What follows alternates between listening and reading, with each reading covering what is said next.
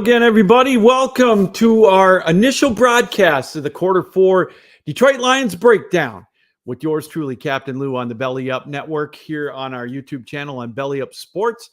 Yours truly, Captain Lou, here with you as this show is going to bring you a breakdown of every week now from here on out till the end of the regular season, unless my Detroit Lions make the playoffs, which I don't know if that's going to happen this year, but hey, one can always believe, right? Well, anyways, I'm Lou Gamlin, Captain Lou to you, as you probably recognize me from the Captain Lou Extravaganza, which is part of the Belly Up network of podcasts. And again, thrilled to be able to bring you this show here, this and every week here on the Belly Up network on YouTube. You can follow us at Belly Up Sports on Twitter, along with Belly Up Media, and of course, at The Real Captain Lou. And I also invite you to follow us on follow Quarter4 on Belly Up Sports as well, or on Quarter4 They give you all the player-by-player insights. You get up-to-date analysis, predictions on all of the games. It doesn't matter the sport, football, basketball, hockey, you name it. Check it out. That's Quarter4.com and Quarter4 for all the latest and greatest for anything you need to know fantasy football-wise. If you're going to be betting, if you're a bettor like I am, I tend to lean more towards that than fantasy, although I am in a couple of fantasy leagues this year doing pretty good. But anyways, check those out as well. Hey, and tonight, as an added bonus, I'm thrilled to be joined by Chase Thornton from our Belly Up Fantasy team. Let's bring him in. Chase, welcome to the show tonight. It's great to have you along with us on our initial Quarter4 Lions breakdown show. How are you? Yeah, I'm doing all right, Captain Lou. Thanks for having me on here. It's that time of year. I'm in Northwest Wisconsin, so it's the time of year when you both, go to work and come home from work in the dark. But, with that being the case, all things considered, I'm doing pretty well so far. And yeah, looking forward to getting into this and breaking this down. I'm not a Lions fan. I'm a Packer fan, but I did get to see the Lions pretty up close last week when they whooped us. So yeah, you had a good week. I didn't. So well. While we're on that subject, one of the things I'm going to do on the show here before we get into the breakdown of the next is just a quick recap, and I will not rub it in. I promise you that. Although anybody who knows me knows that I am not the biggest Aaron Rodgers fan. But my biggest question to you, we're going to take a quick look back on it. The Lions defense showed up, or was it Aaron Rodgers didn't? Give me a quick synopsis on that game. I know as a Packer fan, it had to be ugly.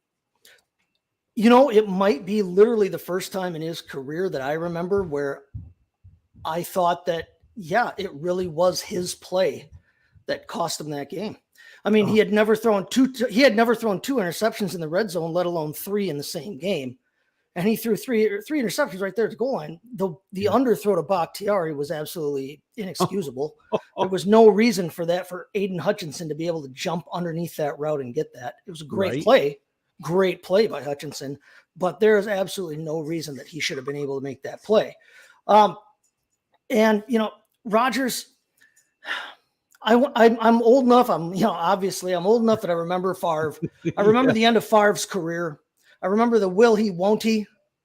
Is he gonna retire? Is he gonna come back? Is he gonna what's he gonna do? And it seems like we're going through that all over again with Rodgers, just in a different way. And I remember there were times at the end of Favre's career with the Packers, or his tenure with the Packers, where he just didn't look the same, like he was having fun on the field. And Rodgers all season has had that look where, he just doesn't look like he's enjoying what he's doing at any given moment. And he does not look happy with the people around him. He doesn't look like he's being a leader. And so, I really think it was much more a comment on Rodgers' play than anything that the Detroit defense did. I mean, now that being said, it probably was the best game the Detroit defense has played all year. So that's positive for you. All I can say about that, Chase, before we take our first break and get into the Chicago side of things coming up this weekend against the Lions, was where was that Lion defense all year? And I honestly thought that in the second half of the Bills game against the Packers, I thought they may have found their running game. And I thought if that's the case, Detroit's in trouble. And I just think right now Green Bay, they're lost with that offensive scheme, and I think it played it right into Detroit's hands. And so, again, I'm not going to brag to you. I did not know you were a Packers fan. This is such coincidence. I would never do that to you. But we're relishing the win. It's funny. I was up in Marinette, Wisconsin Sunday watching the Lions Packer game. I'm from the UP originally. Okay. And so it was fantastic for me to watch the game. So anyways, I went to college in Appleton. I used to live in Green Bay, so I know that area well. And now I'm on the other half of the state. So, but it was not a fun week. Well, here's what we're going to do. We're going to take a quick break. We're going to take a quick break. When we come back, we're going to get into the help of Quarter4 to break down the upcoming game with the Lions and the Bears. It's coming up this Sunday from Soldier Field. It ought to be a good one. They're thinking it's going to be a really close game, and you and I will talk a little bit about that because I'm surprised that they think that, but we'll get into that. But first, let's take a listen to this from Manscaped and Belly Up Fantasy. Don't go anywhere. You're watching the Quarter4 Lions Breakdown with yours truly, Captain Lou, and our special guest, Chase Thornton, right here on the Belly Up Sports Network. Welcome to Fresh Ball Fall. It's the season of pumpkin spice and making sure your crotch looks nice. That means sipping cider in a fall breeze and using Manscaped products to trim your balls with ease. That's right, today's show is brought to you by Manscaped, a company here to make sure that your foliage isn't the only thing shedding its excess leaves. Heck, even Mother Nature knows it's time to lose the excess clutter for fall. Join the 6 million men worldwide who trust Manscaped by going to manscaped.com for 20% off and free shipping when you use the promo code BELLYUPFANTASY. Whether you're brand new or already with us at Manscaped, you could use the crown jewel of care for your family jewels, the Platinum Package 4.0. This glorious package, you can align your entire hygiene routine all in one swoop.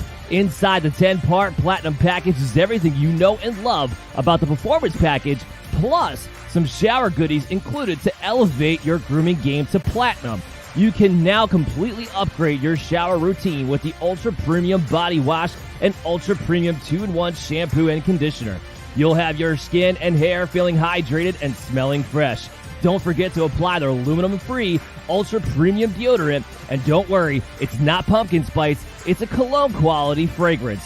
Get the Platinum Package this fall. These products are guaranteed to be hits for your dangly bits. Go to manscaped.com to get 20% off and free shipping with the promo code BELLYUPFANTASY. That's 20% off and free shipping at manscaped.com when you use the promo code BELLYUPFANTASY. Manscaped, clear out the leaves. It's your tree trunk's time to shine.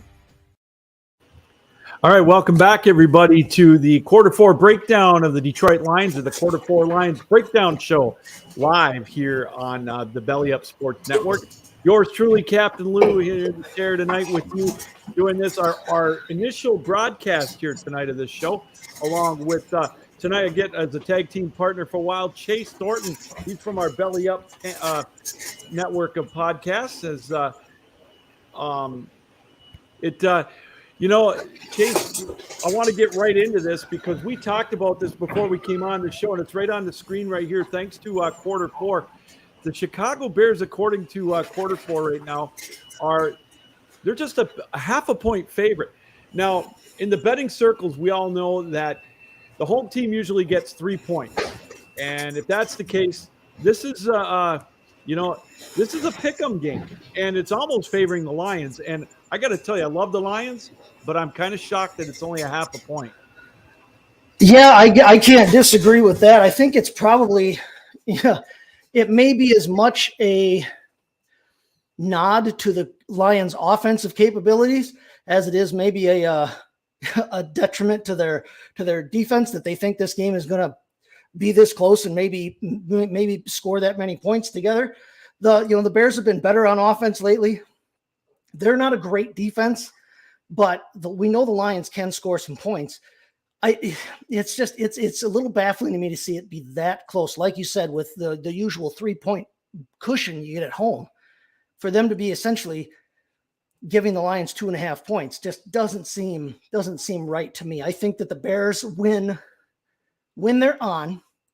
And if their offense, the offense that we've seen from Chicago in the last few weeks is the true Chicago offense and what we get going forward, I think Chicago should win this game pretty handily. But, but apparently, Quarter4 sees it a little different than that. Well, and as we bring up the other screen, we call it's called the market screen, the odds in the market. So we look like it's some of the other odds makers like DraftKings, for example, and Sugar House and Point Bets and Bet 365 New Jersey. They're all kind of in the same thinking, Chase, right about a 3-point spread. But even that, we talked about this before we came on the air. My biggest thing is my Detroit Lions. They're not a good road team. They haven't been in, I don't know, decades. I've been watching the Lions since 1970, and they've had some good teams, but mostly bad. But this Bears team put up 32 on Miami last week, and I'm flabbergasted by it, to be honest with you. That again, this is just a 3-point spread. The over-unders 46 to 48.5, depending on what you're looking at. Of course, Quarter4 says 46. I kind of like that. That's a tough number to call. I would tend to go over with that only because Chicago's defense, they got lit up last week. I know Detroit can put some points on the board, and I know it's on the road, but personally, I like the 46. I like the over. The Bears do not do a real great job at pressuring the quarterback in the first place. And when you combine that with the way that the Lions offensive line has played this season, if they give Jared Goff time, he should be able to have a field day, even without TJ Hawkinson around anymore. Now he should have plenty of time to find his receivers. And if the Lions are scoring points, like we've seen them score points earlier in this season, like I said, and if Chicago's offense looks like it has the last few weeks, they could blow that number out of the water. I mean, this could be, I don't think it would shock anybody to see both of them put up 3-4 touchdowns in this game, have it be one of those 30-something to 28, 30-something to 31 type games even. I could see that coming just because both defenses are not that great. But both these teams look like they can score some points on each other. Well, and the thing is, weather is not really going to be a factor in the game. It's going to be about 38 degrees at kickoff, which, man, that's fall weather. That's right. Great weather in November in Chicago. The winds are going to be, I think, out of the northwest about 10 miles an hour. So I've been to Chicago when it's a lot worse. This is almost ideal. I know it's going to be 70 here tomorrow, but that I don't think is going to have a factor. But some of the things, another beauty here about Quarter4 IO, I want to show you some of the details of this too. I want to make sure that our audience can see it, and they can. So, the pregame probabilities. I love looking at this. If you're a better, I want to go through some of these scenarios, and 19% overtime. I'm not worried about that, but everything in this game leans towards Chicago. First touchdown, 62% towards Chicago. First field goal, 68%. The first interception, 84%. And what's interesting to me, and I tend to believe this only because I think Chicago's defense is a little better. The first sack, 71% chance it's going to be Chicago. These are all signs pointing to the Bears. And let me say this first, Chase, right off the top. I love the Lions, but I don't bet with my heart. I've learned too many times over the years. I go with my head. And these are leaning me towards Chicago on this. But I look at some of these statistics. Obviously, it comes down to who wins the coin toss. But, man, I look at some of these, and these are really towards the Bears. And I think that's why, when we look at those, like you said, almost everything that you would think matters in the game, they have leaning towards the Bears. That's why that half-point line kind of shocks me. Because, I would think that the Bears could get at least their 3 points at home. Now, the Bears might have a better defense than the Lions, which isn't saying a whole hell of a lot, but no. It's not saying a whole hell of a lot because the Bears defense isn't that great either. Like I said, I would be actually shocked now with Roquan Smith being gone and with them having traded Robert Quinn, and with those guys gone, and with the way that the Lions offensive line is played, I would be shocked to see them have the first the first sack of the ball game. I really think the Lions can come through on that. I think that the Lions offensive line has played a little better than the Bears has. And I think that, they may have gotten their feet underneath them last week. They may have had a get right game against Aaron Rodgers and the Green Bay Packers of all things.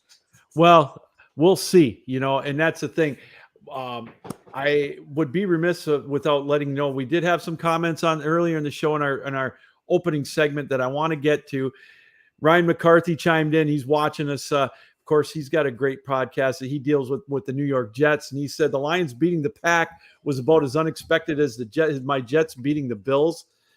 I got to say, I agree with him there with the Jets and the Bills. I didn't see that one coming. I lost a little bit of coin on that one because I went with the Bills on that one for sure. Yeah, I had them picked as well in my pick'em league, and yeah, I'm glad it wasn't in a Survivor league because I'd have been done. And of course, in one of our other comments that I want to get to, the boys at Belly Up Sports that are watching as well, who is at his worst, Rodgers or Brady? The age-old question that has been going on for the last couple of weeks, anyways. Let me get what's your take on that, Rodgers or Brady right now? Honestly, I think it's Rodgers. We've seen him in the past. I mean, he's never had the weapons that Brady has around him. And it sounds like an excuse. Where I'm going with this is he has not shown any ability this year to make the players that are on the field with him right now any better. And that goes for everybody that he's throwing to, the running backs that he's handing it off to, and the offensive linemen that are supposed to be blocking for him. Now, they've had their problems with injuries. They've had their problems up front with the offensive line, shuffling that around all over the place. But I don't know if anybody's had the problems with injuries on shuffling the offensive line that Tampa Bay has. Every 8 minutes, another Tampa Bay Buccaneer offensive lineman goes down for the year. So, and Brady is not near as mobile as Rodgers. But, I mean, all you had to do was watch that game closely last week to see. And granted, receivers were dropping like flies. But I have not seen Rodgers show any consistent ability this season to make the players around him better. And I think Brady has always had that mystique around him, and he's always had that ability. Now he's having a rough year. We know it's been a rough year personally, and this may be his toughest year because of what he's going through in his personal life. But hey, which one of them led a fourth quarter comeback last week and was successful, and which one didn't? That was Tom Brady. Right? Definitely. Hey, I want to touch on something as we get back here towards the Lions and the Bears. You talked about mobility. We touched on this a little bit before our first break. We've got a quarterback that the Lions are facing this Sunday, and he had one of the best running performances for a quarterback in the history of the NFL in a game, if not the best. But he did set a record, threw for 3 touchdown passes and ran for 178 yards, and that, of course, is Justin Fields. Now, what they're predicting here at Quarter4 is for Justin Fields to maybe get about 163 yards passing. They don't have anything right here as far as the rushing yards, but I want to show you something. The expected percentage for Justin Fields to gain 100 yards this weekend is going to be 52%. Now, the reason I bring that up is because for the Lions, the DeAndre Swift, his is at 51, and we'll talk about that in a minute.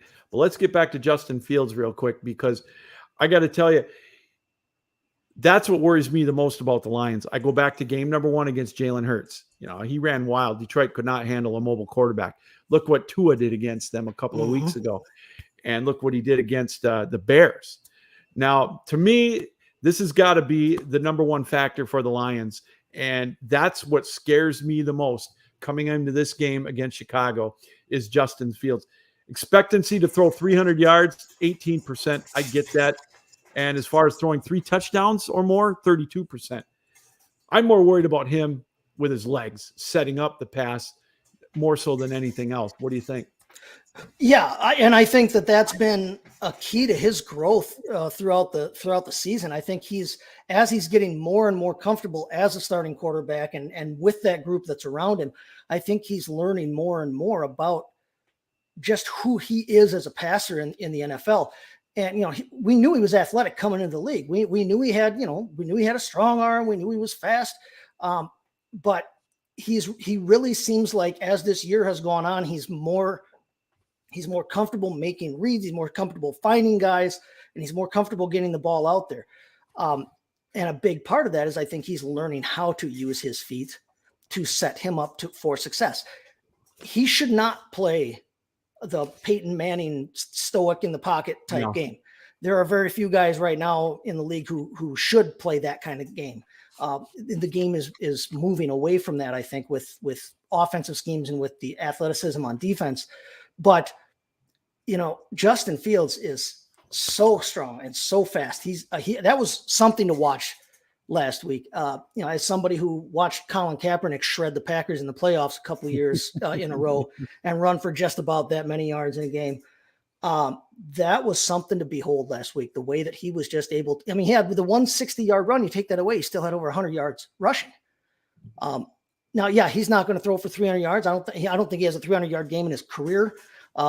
He's only got one game over 200 yards this whole season. In fact, he's got more games. He's got the same amount of games under 100 as he does over 200, one each. So it's not a big passing offense. They don't need to be. They've got guys in the backfield with him, Herbert and Montgomery. But I think you're right. I think if they can contain him, if they can keep him from getting outside, and that's where Hutchinson will be big in this game. If they can keep him from doing those rollouts, getting out to the outside, breaking that pocket, they might be able to hang with them long enough. They're not a great defense, but if they can contain the young quarterback, he still is a young quarterback and he's still prone to making mistakes. So, well, one of the things I want to do, just sticking on the perspective of the Lions defensively before we get into their threats on the offensive side of the ball, I want to bring up Chase Claypool real quick. Now, this is going to really be, in my opinion, his first game. I know he was on the roster last week and I know he played a little bit, but this to me is his first game really getting his feet wet as a Chicago Bear against the Detroit Lions. And according to Quarter4, they're projecting him to be right around 55 yards, possibly a touchdown against the Lions, maybe 4 to 4.5 receptions. So we'll call it 5. Here's what worries me about the Lions defense. Obviously, they're ranked dead last. If not, they may have bumped up a couple of notches in the league after last week's game against the Packers. But I look at their stats, and this is what worries me about the Lions, as this could be Claypool saying, I'm here to make a statement this week against the Detroit Lions. This is my pick right here. If you're going to be betting any kind of single game parlays, which I do a lot of, I'm tending to go on the over at 54 yards for Chase Claypool. I think he wants to make a statement. I'm going with at least 60 to 65 yards for him. And I just look at these stats. These are pretty cool. I like this number. I would go over. What do you think? Well, if he ends up with 55 to 65 yards in this game, it'll be the 5th best game by a Chicago wide receiver all season. They still haven't had a 100-yard receiver this year. And in fact, they've only broke 64 times in this whole year, a receiver for them. And that includes Darnell Mooney. Right. And Darnell Mooney, I think, is still the number one option in this pass game, but Chase Claypool should be like a shiny new toy. They don't have a giant receiving core down there until Chase Claypool came along. 6'4", 238 pounds. The guy can go up and get it. He's an athletic freak. He's got a freak score that's off the charts. If you've ever heard of the freak score. And I think that he definitely brings a dimension to their offense that they don't have with anybody else on that team. I'm more willing to bet on the touchdown. Say, I think he can get a touchdown, especially if they get down in the red zone. He'll be their best red zone target other than possibly Kmet at 6'4" and 238, like I said.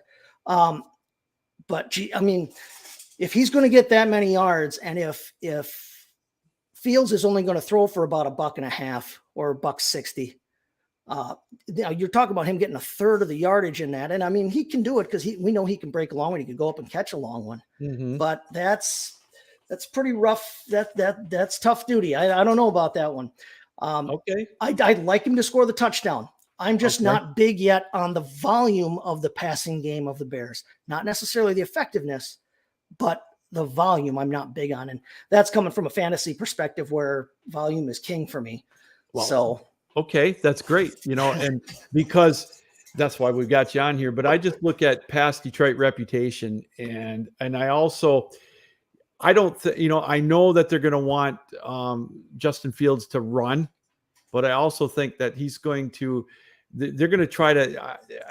I think Detroit's going to try to dare him to beat him with the pass a little bit, and if they do that, they're in trouble. I've watched Detroit's defense enough where I think if the only way Detroit's going to win this isn't a shootout, but I think Claypool is going to get his share. And I've seen too many receivers, not just against the Lions, but you see these guys, they get traded to their new team, they get acclimated a little bit. OBJ last year with the Rams, I know it was Matthew Stafford, but they want to make a statement, and that's why I'm kind of leaning towards Claypool. Your point with Cole Kmet is well taken, and I think he is a target as well. And the running quarterbacks seem to really like their tight ends, but I just think that Claypool wants to make a statement, and just kind of my lean there. So give me from a fantasy football perspective, if you're in a PPR league coming up this weekend, like I am, if you got to pick a bear, so you're saying, would it be Clement or would it be Claypool? What would your number one pick? I think there's going to be a real tendency for people to want to chase the touchdowns from Kmet last week, the two that he finally had last week. But I agree with you that I can see Claypool wanting to come out and make that statement. I could see him having a big game vis-a-vis the Bears passing game. It won't be a big game for him historically or anything like that. But Cole Kmet finally scored a couple of touchdowns. He was he was on everybody's radar. He scored now in 2 straight games. And I think, there'll be a tendency for people to want to chase those touchdowns. And I don't think that's ever a safe bet to be chasing touchdowns. I mean, he also went until the 3rd game of the year until he caught a ball.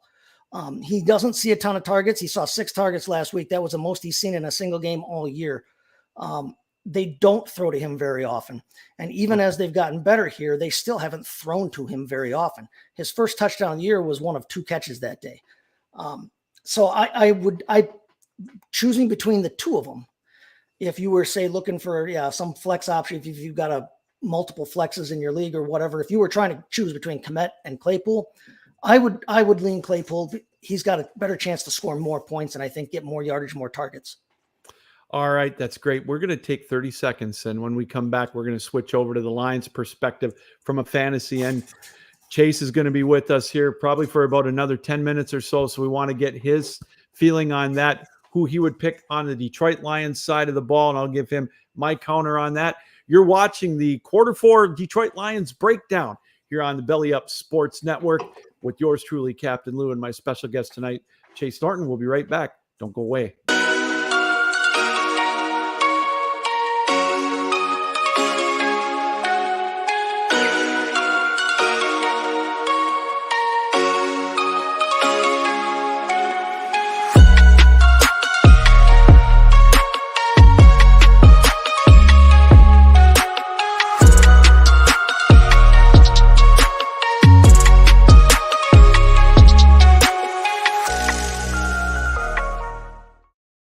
And welcome back, everybody, to the Quarter4 breakdown of the Detroit Lions. Our breakdown show here with yours truly, Captain Lou, from the Captain Lou Extravaganza. You can see new projects coming up from me here on the Captain Lou Extravaganza, starting back up next week. I had some little traveling to do this weekend. It caught me a little behind, but we're going to be back and better than ever with the Captain Lou Extravaganza. You can check that out here on the Belly Up network of podcasts. Also, we're going to start back up our ACHA Power Play that we do here in a conjunction with the Belly Up Sports Network of podcasts, as it's the American Collegiate Hockey Association. Their road to Boston is starting. It's in full swing. We're going to get that going next week. We've got a show lined up with some great interviews lined up with coaches and executives from the ACHA, so we invite you to join us for that. Chase Thornton from our fantasy football broadcast here on Belly Up Sports, the Belly Up Sports Fantasy Show, going to be with us here for about another 10 minutes. He's got to get going after that to get ready for one of his broadcasts. So we want to get his take real quick on the Detroit Lions side of the ball, I want to bring up DeAndre Swift. And the reason I want to bring that up, Chase, is that his pregame probabilities, first of all, his expectancy to run for over 100 yards is 51% according to Quarter4. That to me is a little high. He's been injured. Obviously, everybody knows that, especially if you've had him on your fantasy team. I was able to trade him off of my team before he got hurt, and because I had Jamal Williams, which is to me the better fantasy play. But they're easing him back in. They're projecting him to possibly get 35 yards, and I think he's more of a threat catching the ball as he was last week against Green Bay. But if I'm a betting person, which I am, I think I'm going to stay away from the 100-yard probability, even though it's 51%. But if you, from a fantasy football standpoint, would you touch him this week? I've got him ranked as a lower running back too, but I agree with you. I have Jamal Williams ranked higher because I think that Williams is going to get more. He's going to get more opportunities and more volume. You said they're easing Swift kind of back into it. Well, they've been easing him back in for just about the full season. He ran for 144 yards week 1. He hasn't had more than 7 carries in a game since then. And last week they actually used the two of them like the traditional running down back and pass down back, and it worked out real well. I mean, they came out with a win. Jamal Williams had a good game, and Williams, we've seen him, especially from a fantasy standpoint, we have seen him in the past be a viable starting running back before. When he was in Green Bay and Aaron Jones went down with injury, Williams stepped right in and the offense didn't miss a beat. And he's shown this year, I mean, he's scored 2 touchdowns seemingly every week or every other week. So I agree with you. I think Williams is the better fantasy play. I think Swift is the better, more dynamic player. Right. But from a fantasy standpoint and for a usage standpoint, I think Williams is the better play at this time until they show us they want to actually use Swift again in the running game. Now, real quick, I want to kind of scroll down here if we can. Next up is Jared Goff. And, I want to go through some of these pregame probabilities. The first one's a no-brainer. If he runs for over 100 yards, that'd be about like the Powerball ticket coming through on Saturday. I will call you, Chase, and I will buy you and I a ticket to Lambeau for the game against the Lions in January.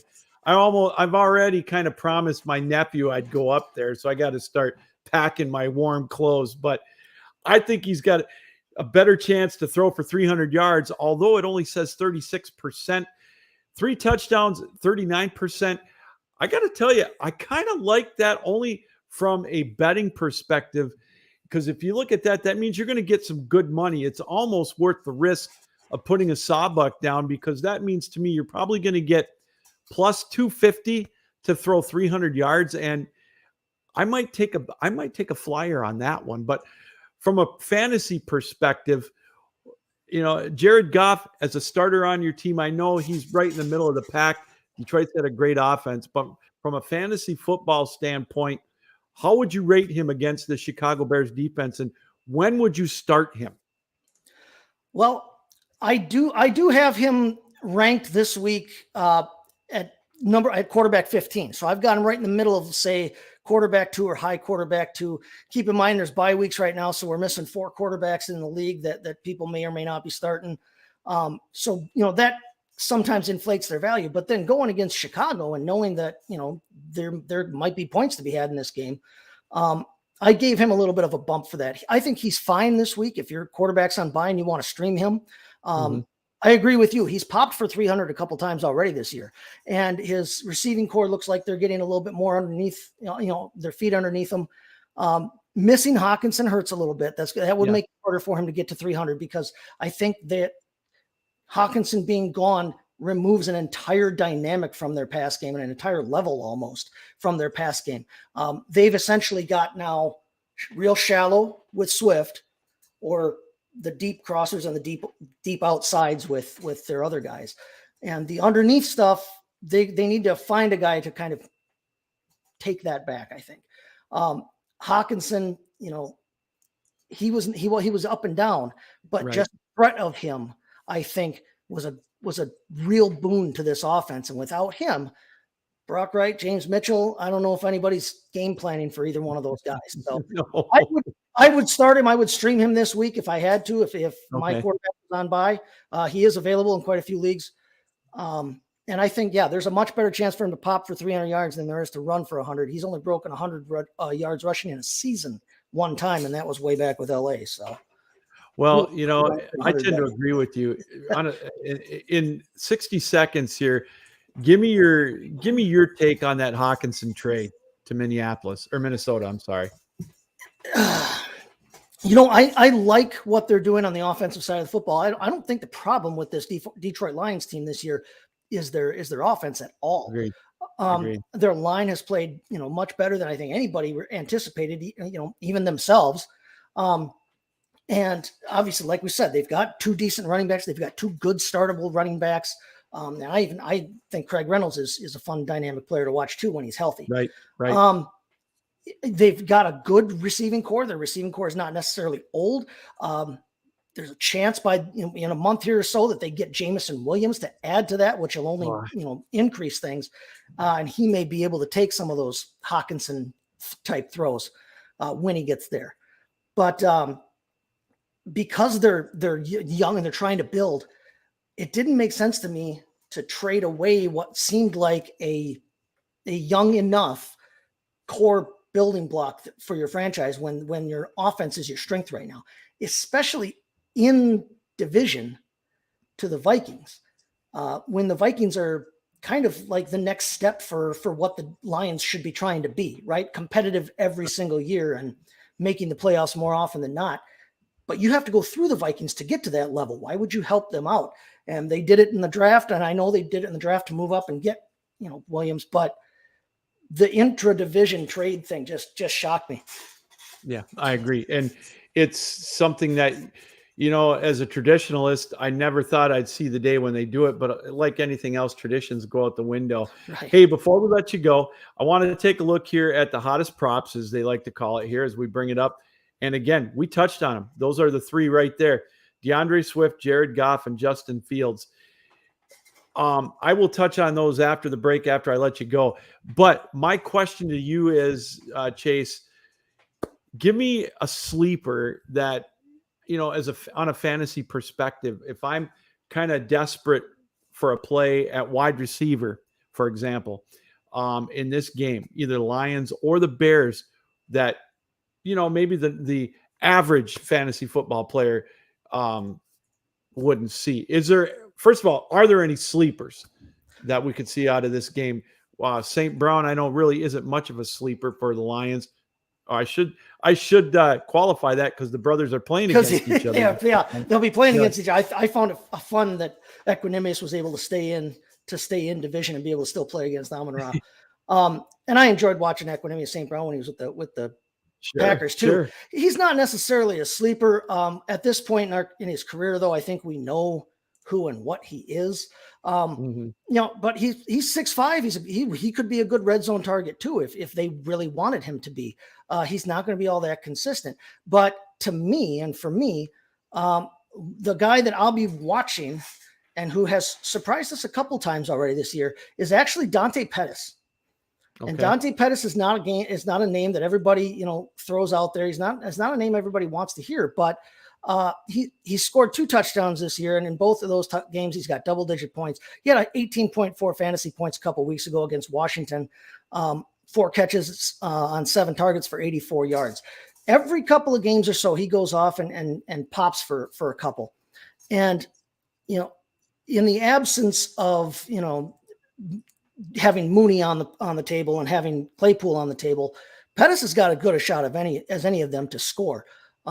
Other than that, I would watch for possibly some Velus Jones action just down inside the red zone because they have shown a tendency to be able to or to scheme him the ball in different ways, like reverses, using him more like Tyreek Hill was used in Kansas City on runs and on passes. So those would be my two. Those would be my 2 to watch for. But Dante Pettis is a name that nobody's going to be playing on their DFS. I know. I can tell you that. Well, Chase, I got to tell you, this has been an absolute treat. I appreciate you coming on with us here tonight to give your insight, and it's been very valuable from a fantasy football perspective on the Lions and the Bears. Before I let you go, please tell us what you got going on, what's in the works for you here with us at Belly Up Sports. Well, you can catch me in a couple minutes here on Belly Up Media. I'll be doing the Belly Up Fantasy Live Wednesday preview show. We'll be talking about all the primetime games from this week, Thursday night, Sunday night, Monday night. I'll also be covering the Germany game from Sunday morning. Remember, we've got an early game for all you fantasy players out there. Make sure your lineups are set before you go to bed Sunday or Saturday, because it's a 7:30 Eastern time kickoff. Other than that, I'll have my Thursday night football game preview article up at Belly Up Fantasy Sports. I just released the Belly Up Bowl update column today to let people know how our charity tournament is going. And you can always find me right there on bellyupfantasysports.com, or right there, as it says on your screen, at STTChaseFFB on Twitter. Look forward to connecting with you all and having you read my stuff. All right. Well, Chase, good luck with your show tonight. And again, thanks for taking time out to be with us. I'm going to get you back on here, not only for real quick for the Thanksgiving game in a couple of weeks, but we've got to get you back on for the regular season finale, because I got a feeling that could be the last game for the Packers this year, unless they make a big run. So, Chase, thanks. Could be the last of a lot of things for the Packers, but yep, it's been great. Yeah. Thank you very much, Captain Lou. All right, you bet. Chase Thornton joining us here. We're going to take a quick break here tonight. When we come back, we're going to go back to a regular betting perspective with some of the lines and some of the plays that we brought you here with some of the players, Justin Fields, Jared Goff, and that sort of thing. So don't go anywhere. You're watching the Quarter4 Detroit Lions breakdown with yours truly, Captain Lou, right here on Belly Up Sports. Remember when life was simpler? When things didn't move quite so fast? And the world didn't seem so complex? Remember that? We do. And as the world around us has continued to speed up, becoming more complicated and still a bit uncertain, we have managed to keep things simple, providing sound, easy-to-understand financial advice and customized roadmaps for the road ahead. From tax reduction strategies, investment advice, and guaranteed retirement income you cannot outlive, backed by the claims-paying ability of insurance companies, we can be your single point of contact, a single call, a voice you recognize well, and a partner who can be by your side for the entire journey. We can't stop the world around us, but we can help ensure you're prepared for what's to come. To schedule a no-obligation meeting, simply contact us today.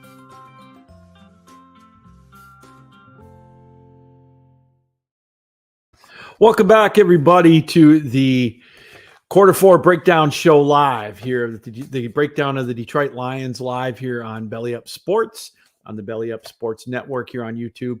And again, we want to thank Chase Thornton for stopping on by here, one of our fantasy football insiders.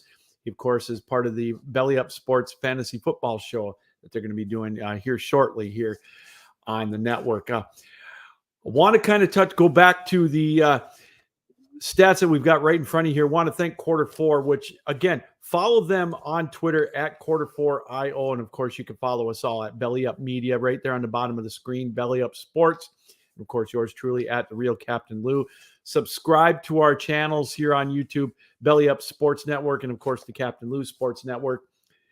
You catch me on my show, The Captain Lou Extravaganza, weekly here on the Belly Up Network of podcasts, and of course live on we've also going to have our ACHA Power Play show here on the Belly Up Network of podcasts. So getting back to this Sunday's game against the Chicago Bears here on Sunday, just want to kind of go over kind of my thinking using some of these players, some of the hottest props for those that are in the betting side of it, not really on the fantasy football side, maybe more so with just doing single game parlays or teasers.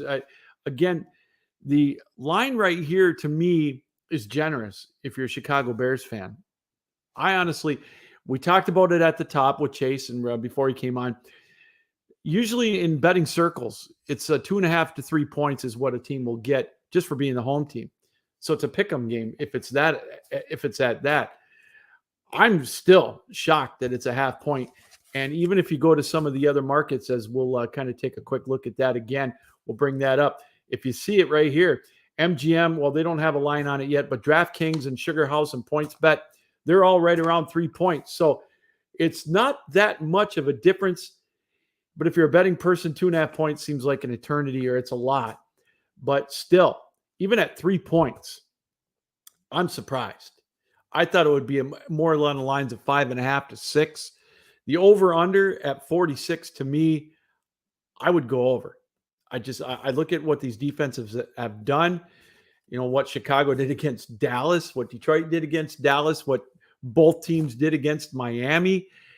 You could score on them. And as Chase mentioned, trading away Roquan Smith, doing that did the Bears. And, just to name a couple of them. And that's why I think that I would tend to go on the over on this. Now, again, we talked about it. The weather is really not going to be a factor in Green Bay or in Chicago this coming weekend. It's going to be about 38 degrees at kickoff.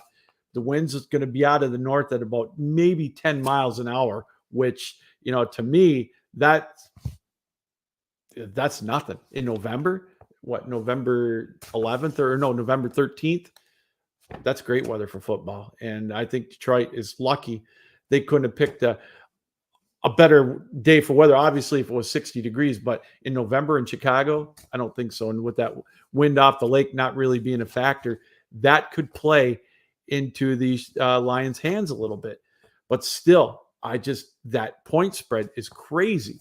Now, I want to take a look here. Let's go back to the hottest props, because this is a great feature here with Quarter4. And I want to kind of just show you the details again for Justin Fields.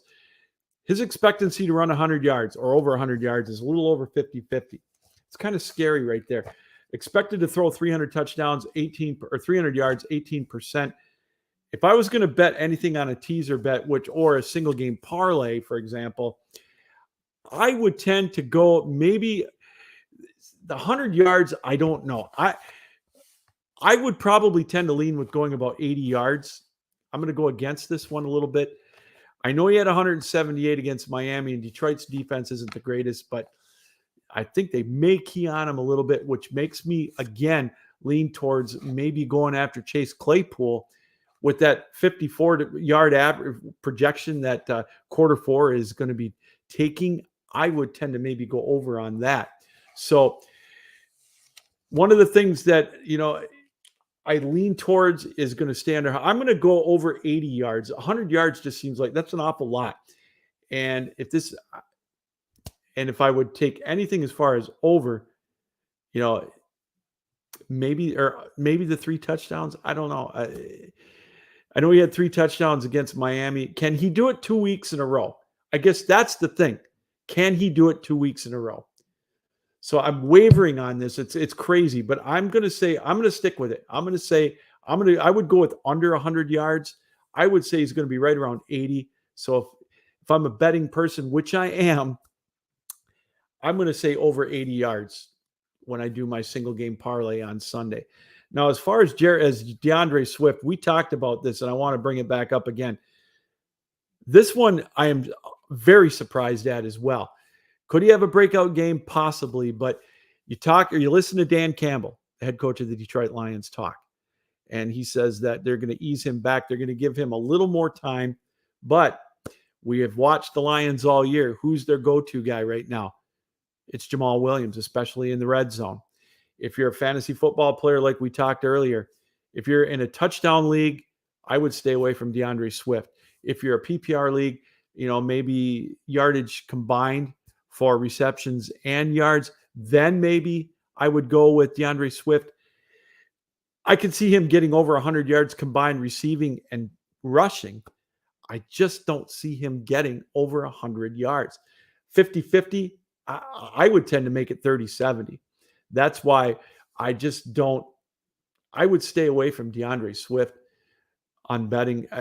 If there's an over-under on yards, I would take the lowest one possible if you're doing a parlay bet of any kind, single game or whatever. I would say he may get over 50. I would be hesitant to do that. I just think he's going to be more of a threat receiving the ball. And that's why these numbers I think are probably accurate. 35 yards on the ground, 31 yards receiving. I would tend to maybe think he may go over 31 yards. I would be more comfortable with him going over 50 receiving than I would rushing. So that's kind of where I would be with DeAndre Swift. And the other one they've got, again, Jared Goff. I like this 265 yards. I think he's got a better opportunity to go over 300. Now, if you go by percentages, 36, that means you're probably going to get plus 250 on it. And it's like I said, I would throw a sawbuck, double sawbuck, which is $20 on it. Maybe you'd get 55 back on that if you bet that at plus 250. I would go that way. That would be part of a parlay bet that I would do. The other parlay bet I would go is I would say if you've got an opportunity to bet Jared Goff under any amount of yards, take that. I know some sites now use that, and I would tend to stay with that because I look at this and I have to laugh. Under 100 yards or over 100 yards is 7%. If you want to give somebody 100 yards, Venmo it to me, or 100 yards, $100 instead of betting it on that. Just Venmo it to me. There's no way he's going to get 100 yards. No way. I laugh when I see that. I would tend to go more towards 300 yards because here's why. I think it's going to be a shootout. I really do. I think both teams are going to score in the upper 20s, if not maybe one team in the 30s, like Chase mentioned in our last segment. So I think he's got a better chance of throwing for 300 yards and possibly even throwing for 3 touchdowns. That's another one. If you're looking to make a big bet, if you want to throw a sawbuck on a parlay of over 300 yards and 3 touchdowns, you could probably make about 7-1 on that one. And so $10 would turn into 70. That might not be that bad of a way to go on that one. So those are the hot prop bets, if you will. And that's really cool here. I love this, this segment here, or this feature on Quarter4. This really gets you kind of thinking about it, because I look at Justin Fields and I like that yardage right there is perfect. That's about where I would think that he's going to do 163.4 yards. That to me is spot on. He may get to 200 yards against the Lions, but I would take the over on that. But I don't know if he's going to go much more than that. To me, that's very accurate. 163 yards is about what I would project as well on that game. So with the Lions and the Bears this coming Sunday. So what I want to do is I want to get back to real quick. Let's talk about just the game itself. As again, we look at the odds. Quarter4 has got Detroit a 0.5-point underdog. Everybody else right around 2.5 and 3. But I want to kind of go back to, again, the over-under for the Bears and the Lions here at Quarter4 is 46 points. And the line right now is 0.5 point. Now, I want to go through some stats with you real quick. Detroit, 4-4 in their last 8 against the spread, 1-2 on the road against the spread. The Bears, in their last 4 games, are 3-1 against the spread, and or 2-1-1, I guess you could say. Over the last 9, Chicago is 4-4-1 this year, I should say, against the spread. One thing to keep in mind, and I know Dan Campbell is bound to sooner or later win a road game, but for those of you that are long-suffering Detroit Lions fans like I am, I got to, before I put any money on Dan Campbell to win a road game, they're going to have to do it. I know the law of averages say sooner or later they're going to break that. And if it's any game, it may be Chicago, especially with the spread the way it is, but I'm leaning against it. Now, I look at some of these other, Dan Campbell, 0-11-1 as a head coach, all-time on the road. But I look at this. Now, if you're going to get a 0.5 point, you take the Lions and a 0.5 point and over 46, it's going to pay 280. So you bet $100, you're going to get 280 back. Now, what I usually do is I'm a teaser bet guy.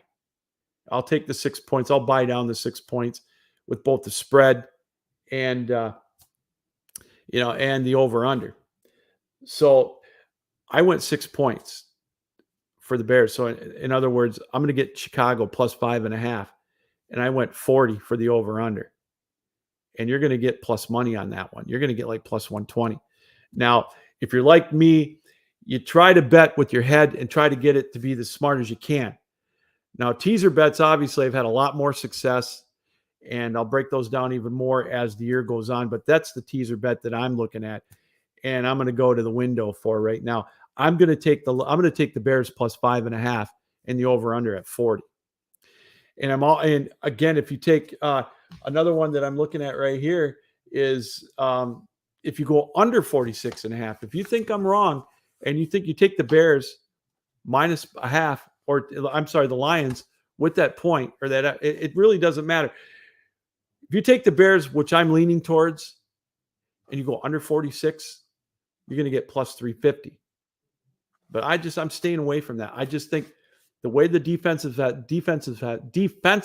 have played, and I'm not sold on the Lions defense. They played a Packers team last week that to me was just really, you talk about disarray. I just don't buy it with the Packers. So I don't know if it's fool's gold. I guess what I'm getting at is I'm going to go over both ways, both on a regular bet and also on a teaser. And I'm going to take the line. I'm going to take the Bears at home. It's pretty much a money line bet. And I'm going to take the over and take my plus 280. So again, if I bet $20, I'm going to get 560 back, 56 back on it. That's a pretty damn good bet, in my opinion. And, even if you go with the teaser, which I'm also going to do, a 6-point teaser, and I'm going to get the Bears plus 5.5 and over 40, that's plus 120. And to me, I love that bet. I love my Lions. Don't get me wrong. I bleed Honolulu blue. I'll be right in front of the TV. But and if I lose my bet, that means Detroit wins the game. So I win either way.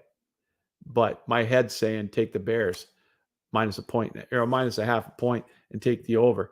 And I think that's what we're going to do on this one. So, wow, this has been fun. I really appreciate everybody taking time out to be with us here tonight. I want to thank Chase Thornton for stopping on by, getting a fantasy football perspective. I hope we've helped you out a little bit on the Lions game on Sunday against the Bears. So again, if I, as a betting person that I am, I'm going to go with the Bears minus 5, or pretty much money line, because the line right now is a half a point. They're favored by, and I'm going to take the over at 46. If you're a teaser better like I am, like I said, take the Bears plus 5.5 and take the over at 40. I think they're going to combine for at least 50 points in this one. I could see a 31-21 game, 31-24, something along that line. So I think it's going to be over. And I'm going to take the Bears. As much as I would want the Lions to win, I'm going to take the Bears. And as far as individual bets, I got to tell you, I would lean towards Jared Goff getting 300 yards. I would take, it's a 64% chance he's going to do it. So to me, you're getting good odds on that. Plus, I want to say 240 or 260 on that one. I would take that. That'd be worth a $15 to $20 bet as well, because you'll get good money in return on that. Chase Claypool, that's my other one. Over 55 yards. Turn that into a parlay with the Bears and with the over, and you'll get really good odds on that one. You get probably plus 600 odds on that one. So you bet $10, you'll get $60 in return. That's the one that I would really keep an eye on. And as far as on the Lions side, for a fantasy perspective, stick with Jamal Williams around the goal line. I think he's going to be a touchdown scorer. He's going to get at least one. So as a touchdown scorer, make that part of your parlay too, if you're going to take a Lions parlay, just Detroit Lions. So, well, hey, I want to thank again Chase Thornton from the fantasy football, or the Belly Up Fantasy Football team, for joining us. Their show's coming up. And I want to thank you, the viewer, for taking time out to watch us here on the Belly Up Network. Until next week, I want to thank everybody again for watching the Quarter4 Detroit Lions Breakdown with yours truly, Captain Lou. Until next week, this is Captain Lou saying, keep your heads up. Keep your sticks down, especially the Canadians. We'll get into that sometime. Keep your feet moving. And as always, keep your minds open. Good night, everybody. Thanks for joining us here on the Belly Up Sports Network and the Quarter4 Lines Breakdown here again on the Belly Up Sports YouTube network. So long.